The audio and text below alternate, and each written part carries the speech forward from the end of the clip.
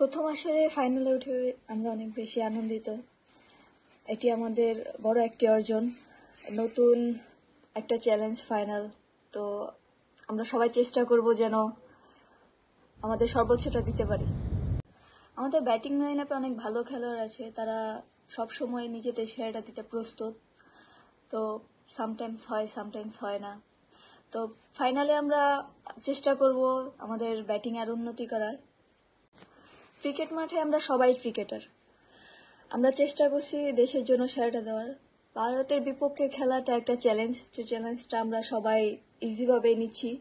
দেখা যাক কি হয়, দিন শেষে রেজাল্ট দিন শেষে হবে। আমরা আশাবাদী আমরা ভালো কিছু করব ইনশাআল্লাহ। মালয়েশিয়ায় বসবাসকারী বাংলাদেশ সাপোর্টাররা অনেক বেশি আমাদের উৎসাহ করতেছে, আমাদের অনেক বেশি অনুপ্রেরণা দিতেছে। তো আমরা চাইবো যে ফাইনালে ভালো কিছু একটা উপহার দিতে। আর আমি খুব জোরভাবে বলতে পারি আমাদের যে টিম বা আমাদের যে কোচিং স্টাফ আছে, ওরা যে পরিমাণ আমাদের হেল্প করতেছে, ইনশাআল্লাহ ভালো কিছু হবে।